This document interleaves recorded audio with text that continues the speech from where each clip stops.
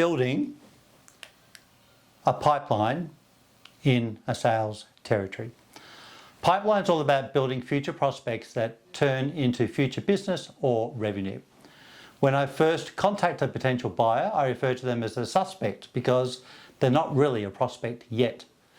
How do you move them from suspect to prospect? You need to have some sort of qualification to determine whether or not they're a good fit for your product or service. I want to spend some time on this topic, pipeline, because I feel it's critical to any salesperson or business's success. Let's first establish some context for what the pipe is. So you're going to have to put up with my drawing here, but let's see how we go. So we've got a pipe or a pipeline. Yep.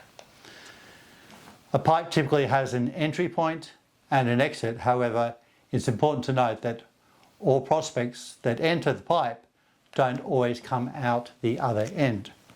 So here is our entry. And here is our exit, which hopefully turns into sales. So, pipes by nature can leak, and your prospect can leak out of the pipe. So there could be a leak here and then they leak out. Or there could be another leak somewhere in your pipe and they could leak out of your pipe. If you sense that they are going to leak out, you need to do what I call brick wall to make sure that you plug the pipe. So I don't know, bricks are normally the way you do this, but this is certainly the way that I think about doing it. So I put bricks here in the pipe to basically stop the leak. And here I would brick wall again, putting bricks over the pipe to make sure that my prospect or customer does not leak out of my pipe. Your idea here is to basically keep them moving and flowing through the pipe. So ideally they can come out the other end. Now in corporates and companies that sell products and services, this is prospect leakage is something that they often overlook. And there seems to be a mindset out there that basically just because they go in the pipe, or you basically have them in a pipe, that they may turn into actual business. So the way to overcome this is a thing that I call pipeline coverage. And that means that you basically need to multiply the number of people that are going into the pipe to make sure that you get enough people come out the other side. So it's not always guaranteed that you're going to meet the targeted number. However, if you can plug the leaks in the pipe, brick wall the leaks in the pipe, it means that there's every chance that they're going to come out the other side off the pipe. Yeah. An important point I want to share about pipeline is that sales are never going to happen if they're based on hope. So let's just unpack that one a little bit.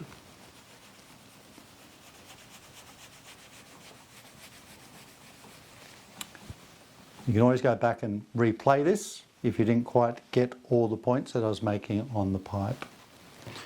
So I look at hope a little bit differently, and basically let's imagine that this is a very high cliff.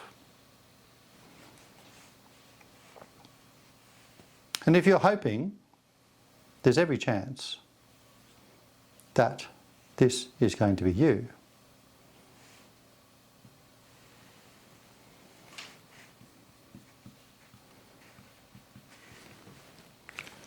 If hope is your strategy for a customer or a prospect that's going to buy. So hope basically means you're not going to make any money. Hope means that you don't understand your prospect or your customer's buying process, or you're not talking to the right people that can make a decision. In a nutshell, you're not in control. If you're hoping to win, then that means that they're in control and you probably are not going to secure the business. I've always put customers first and tried to walk in their shoes when promoting my products or services. Customers are smart and can figure out whether you care about their problems and their needs. Companies selling that only think about their timeframes are either transactional, don't care about their customers, or possibly they're arrogant and focus only what is important to them only. These companies may win business, however, they do not win the loyalty of their customers. Customers will leave these companies when a suitable alternative presents itself. So in building a pipeline, you want to start working on what we call sales ratios. We already established that all prospects do not come through the pipe to the exit point.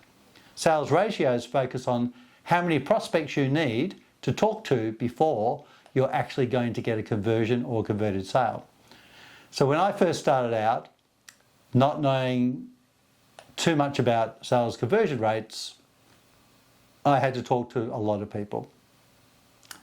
So by measuring this, you're going to get a reasonable understanding of basically how many people potentially you need to talk to before you're going to get a converted lead.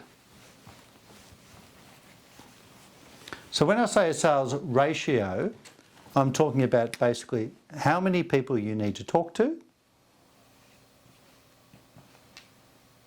before you actually get a converted deal. So you may need 5 prospects to talk to, and 1 in 5 may actually turn out saying yes and buying your product. As time goes on, your sales ratios do tend to get better. You'll get quicker in getting these sales ratios down if you have a system and also develop some scripts that are going to help you move through a sales process and also understand what the steps of the sales process need to be. By doing this, your ratio is going to come down, meaning it's going to be like maybe 1 in 4, and as time goes on, it may get down to 1 in 3. So when I say 1 in 4, or 4 to 1, or 3 to 1, 3 to 1 is actually quite good. So don't think that if you're not closing every deal, that you're actually not doing well, or basically you're not doing it effectively.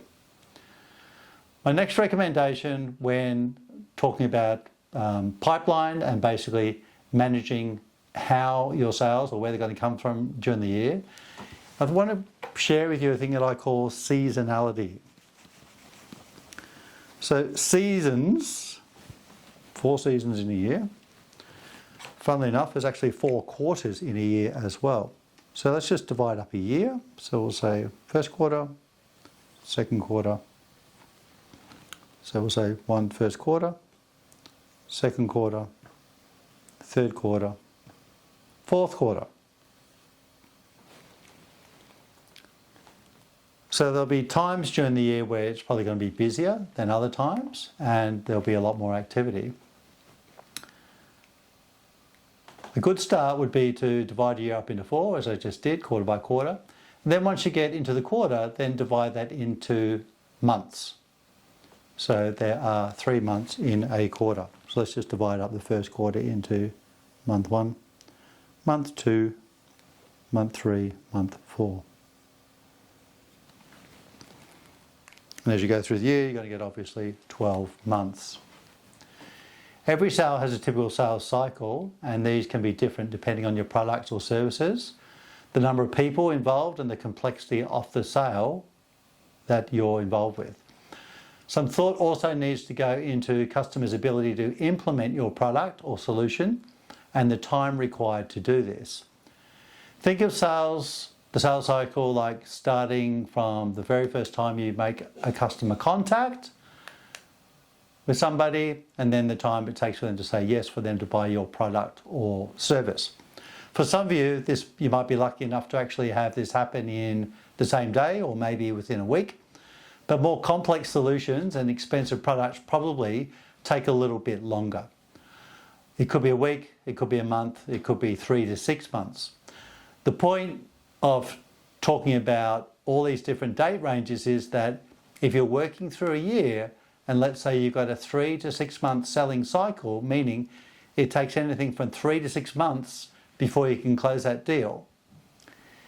If you've got to say September in that year, there's only 3 months left in the year. And if you're talking about a 3 to 6 months cycle, well, it could be sometime like next year before they say yes, or even later in the year like March or say April. If you own a business, then cash flow is going to be something that's important to you. So we've got a number of plates that we're talking about here that we have spinning in the air. We've got time frames, we've got number of prospects, and then basically the sales cycle itself. But cash flow, especially for a smaller business, is really important. Let's say a sale is closing in March. There's a 3 to 6 month selling cycle, and you're not going to see any new sales closed until, say, June to August. Unless you've been adding new prospects to the pipeline during the year, prospecting and adding to your pipeline has to be an ongoing practice if you want to see regular sales and receive steady revenue or income in your business. This may sound like common sense, but in my experience, common sense is not always common practice. I'm trying to help you set up for success by highlighting the fact that all salespeople need to spend regular time building their pipelines. You'll figure this out, how much time you need to spend on this, what days and times work best to call prospects. However, I recommend that you schedule the time to make sure that you do this prospecting. When I say schedule, that means put it into diaries. And it could be 8, 10, 1, 3. Doesn't matter what time you block out for prospecting. The point is you just basically have to do it. Now, you don't have to do it every single day, but you do have to be mindful of the fact that you do need to do it on a regular basis. As I said, scheduling means it has to be in your diary, because if it's not in your diary, it means something else could take its place, which usually means you won't do it. The last piece was all about pipeline, building prospects for the future and making sure that you're going to have income throughout the year and the years that follow from there. For me, I'm always prospecting, listening out for clues that a prospect or customer may be thinking about expanding, is struggling with a problem or a challenge. I keep in contact with them because I want to build on the existing relationships that I have. I also want them to think about me when the problem arises. Customers buy from people that they know, they like, and they trust. So by staying in touch with them and giving them the opportunity to get to know you, get to like you, and get to trust you. So they're very key words. Customers buy from people that they know, they like, and they trust. So if you've got nothing else from this today, talking about pipeline, prospecting, customers that can leak out of pipelines, how to keep them in the pipeline, sales ratios, all the other things we covered. If there's only one takeaway, one point you get from today, please take this one away. People buy from people that they know, they like, and they trust. If you want to see other sales videos, please have a look here. And if you like the video, please like. And if you feel inclined, please subscribe to the channel. Thanks for listening.